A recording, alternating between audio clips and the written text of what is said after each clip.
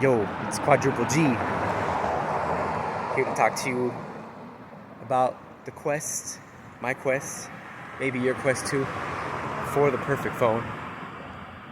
Please excuse me because I have not been feeling well lately, and it's kind of been pausing and just to clear my throat or whatever it may be. So please excuse me, but just having some body aches, but feeling a bit better today. Anyways, the quest for the perfect phone.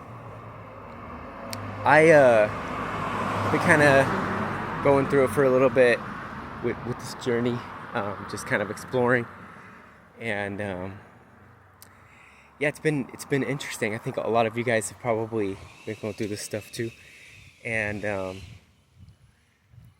it's one of those things that I don't think you'll ever will find the perfect phone, but in this quest I've come to have this phone that you're watching this on, which is the Moto G Stylus 5G 2024, the 256. What was the color called? Vanilla mocha or something like that. Mocha latte. I can't remember. I remember the other one was Scarlet Wave. It was like a red color. That thing looks pretty cool. But I think saying all this, I'm gonna kind of make this kind of quick. But saying all this stuff, I wish I would have waited maybe another year or two. But because that G Stylus 2025 is pretty dang good, man. It's a pretty solid phone, I think. But there's a couple things I missed about the phone, which I think is going to be a big topic of this video, which is the Note 9. And I do miss the Note 9, and I think there was nothing like it.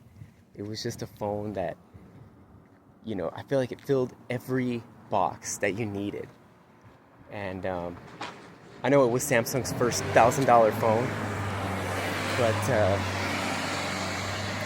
man, it was a good phone, man. I didn't buy it on launch. I think I bought it like 2019 or something like that. But it was awesome. And I think I might go back to that thing, man. I think I might go back to that thing. The G Stylus is a great phone. The insurance, like, what do they call it? A Moto Care or something like that. It's only like $55, guys. It's for 2 years. It's pretty good. So this is one topic I want to talk about, was about the G Stylus. Is, I think, while this phone does have everything, one of the negatives is the screen, guys. Is the screen. And not necessarily the screen itself, but the glass, bro. And that's why I think the G Stylus 2025 is probably a much better choice. It has the water resistance. It has, I think it's Gorilla Glass and mil standard tested. It's just a better phone, guys. It's just a better phone. But yeah, I've dropped this thing like maybe a couple times, and every time I've dropped this thing, the glass is cracked in some way, shape, or form. And it's right now it's cracked on the bottom left, but like very bottom. It's just on the bezel, which the bezels on this phone are super tiny. So that's good, I did crack the Note 9 when I was running as well, but that cracked on the top bezel, so it didn't affect the screen at all, just like this one. But the first time I cracked the glass on, when I say I cracked the screen, you know what I mean, I cracked the glass, but the glass, the first time I cracked it, I was just doing like regular stuff. I wasn't even, I didn't even drop it or anything. I think we were just out camping, and I was just unloading some stuff, and I had the thing in my pocket the whole time. I didn't even drop it. And so I sent it in, and they fixed it, and they have a great customer service and all that. Motorola's been great so far. So I have no complaints about Motorola's company. I think this is a great phone. I think this Stylus 2020, probably the closest thing I'm gonna get to the Galaxy Note 9, to be honest. I mean, the back feels good, like the faux leather back. It feels great. You know, you can't really fault this phone for the price. I think I got this thing for like 200 or 250 or something, super cheap. But yeah, it's pretty crazy, guys. It's pretty crazy. So I'm gonna walk on this way. But yeah, you know, it's one of those times where I think the way Samsung's going, the way Apple's going, I haven't really been too happy with it, man. I've been kind of having a bad experience with Samsung's customer service and all that, and you know, it's just been a hard time with Samsung for me.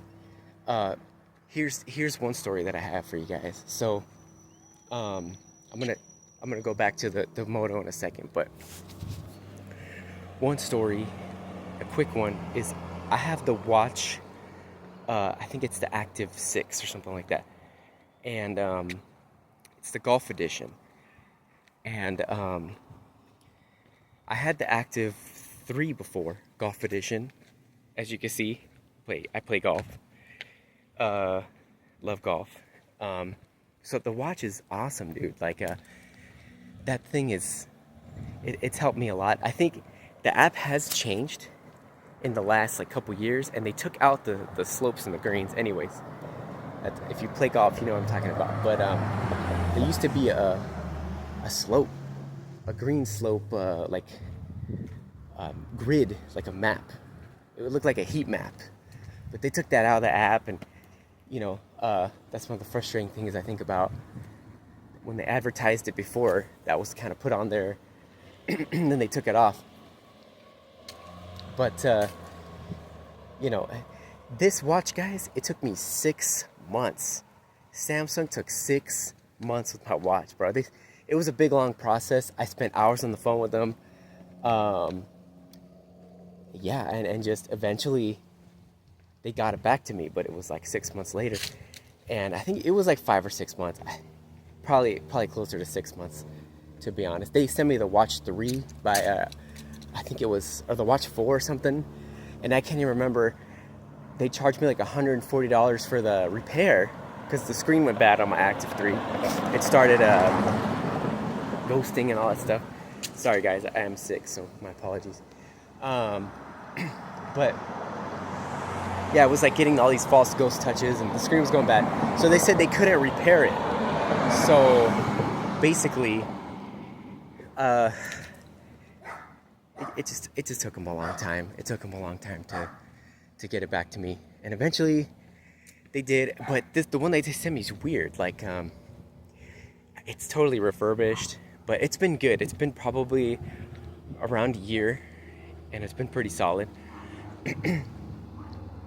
But it took them half that time to get it to me. But you know, anyways, so I just feel like the companies that are around now. I mean, look at AppleCare 1, for instance. It's a pretty good example, right? AppleCare 1, they're putting out this plan. I think some people are going to be happy with it, but I'm not happy with it, guys. Like, I liked the 2-year pay, insurance plan. You pay straight up. I think it's a bad thing for companies to do that to their most dedicated fan base, to put out this 2-year program, and like, you're paying all this money to get this brand new product, and what do? They implement this new plan because they're losing sales, guys. Honestly, I feel like, and you guys probably look at all the data, but I think the point is that they're not selling as much as they probably were when the phones were sub $1,000. And I don't know how that would calculate out, because you'd probably have to calculate for population, the different generations and their incomes and stuff like that. It's a lot to account for. I'm gonna try to cut this short. because I'm not feeling that great. But um, I think they're not making the number. That's my suspicion. I think they're probably trying to save whatever they possibly can. And I think this Apple Care One thing is like they've probably sat in boardrooms and have thought about this for so long and have like deliberated with each other and like, thought about all these ideas, and it probably was like something that, they've been thinking about for a while but couldn't like really do for a while. But then with this new generation finally done it. I think the iPhone 17 is a good phone. I would never buy an Apple product in my life just because I don't agree with the morals and ethics of that company. But my wife loves Apple, and I don't know. I kind of like I don't like it. I don't like the Apple products. I wish she wouldn't do it, but I have to kind of stay up on these topics because I'm the guy who does it. But I just think that's just one example of where these companies are going. I think there was a lot of bad things that Apple did in the past, and you guys already know about all that stuff. There's so much stuff that Apple's done. The slave labor thing was crazy. I think that was back in like 2012 or something. And it's like, dude, I don't know how you can buy one of those phones, man. I mean, I know not everybody at the company is like evil, but I just can't. I can't put my money into that, you know. But if you have stock in Apple, I can see why you're arguing against this idea, because you don't care about morals and ethics. What you care about is your stocks, man. And you know what? I don't live for stocks. This is what I live for. This is what I live for, bro. I live for God. I live for Jesus, man. I don't live for none of this other stuff, dude. But some things are fun to talk about, like phones or golf. But and God, He loves fun, right? But I can't align myself with those kind of ethics and those kind of morals. And on Judgment Day, go up to my Creator and tell Him I was doing everything I possibly could to be an example, to be salt and light. What does Jesus say? He says, what do men do with salt when it turns bad, right? They throw it in the garbage heap. So that's why I'm on here right now, man. I'm right here for all my brothers and sisters, and for all you who don't believe, just to tell you, just life is good, life is fun. And I'm gonna wrap it up here, y'all. I'm gonna wrap it up here, but I'll come back on, and I'll talk about this at a different time, because I did have more things that I wanted to say about the Motorola. I think it's a good phone, but I don't really make videos either, so it's kind of like a jumbled mess. But so excuse me, I'm not feeling great either, but I got a lot of excuses, guys. I got a lot of excuses. But yeah, I don't know, man. Just look at your life. Look at the things that you do. Look at the things you consume.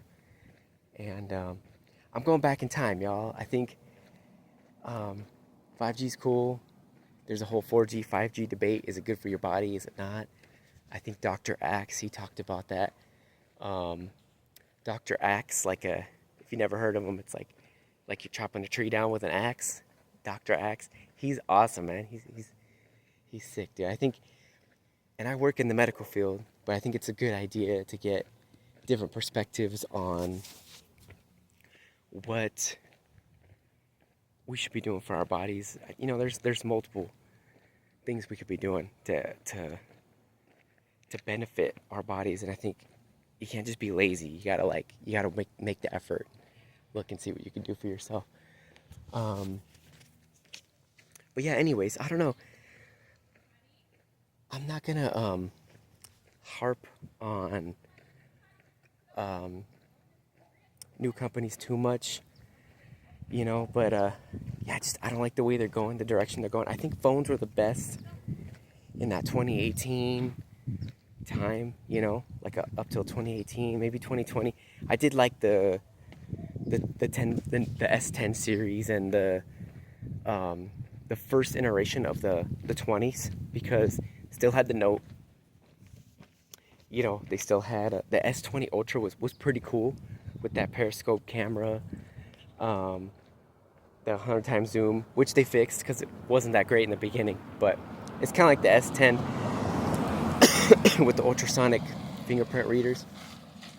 In the beginning, they weren't that great, but they got better over time. But yeah, I don't know, guys. I think I want to go back to the Note 9, man. I think my friend, or my coworker, he's awesome. I would consider him a friend as well. He's using the iPhone 11, y'all. And I know, like, it's just anecdotal.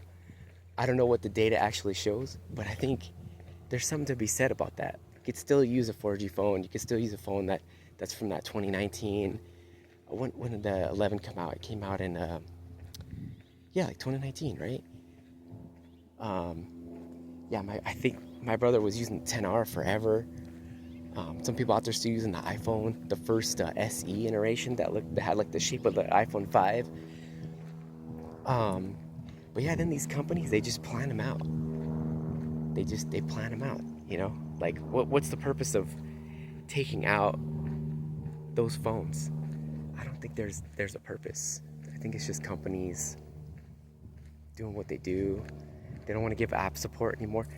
I don't know, developers, you know, maybe you can chime in, but I'm not an app developer, nor ever will I be. But yeah, guys, it's I want to get into this stuff a little bit deeper. Maybe if I can sit down and maybe I'll research it a little bit, hash out the data. But right now, I'm just not seeing it, man. I'm not convinced that,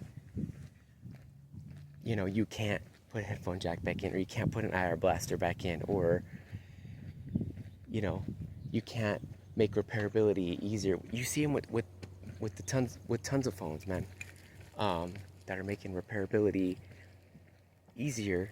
Modular phones and stuff like that. I forget what that phone was called, but there was a modular phone. Yeah, I just feel like companies are doing all this stuff. This dog might bark right here, sorry. Yeah. He's a cute dog. But yeah, I feel like they're doing this stuff. It's like planned obsolescence, you know? They're just killing it and making you more reliable. They're making their stuff like disposable pretty much, and we're wasting a lot of materials on these phones, and it's just crazy, man. It's crazy. I think I'm not like a green earth kind of guy, but you know, we shouldn't be wasting, right? It should be like, but I don't know. I've been trying to keep all my phones. I gave my Note 9 to my father-in-law. I had the blue version, 128 gig, the ocean blue. That thing was sick, man. I miss it. I had it during COVID time, and when you had your mask on, dude, the iris sensor was like so awesome, dude. The cameras were good. It took good night shots. I think compared to this Moto, probably not much different, to be honest. Probably not much different. And this is 2024 phone, like 6 years later. I'm taking pictures, and the blur correction is a little bit better on this Moto phone, you know. But anyways, guys, this is kind of a jumbled video. But if you guys have any thoughts, let me know. Any ideas or any things that have happened with you guys for your quest for the perfect phone. Yeah, I've gone through a lot of iterations, but I don't want to keep you guys any longer. It's already been pretty long. So, but thanks for hanging out with me. Take care. God bless.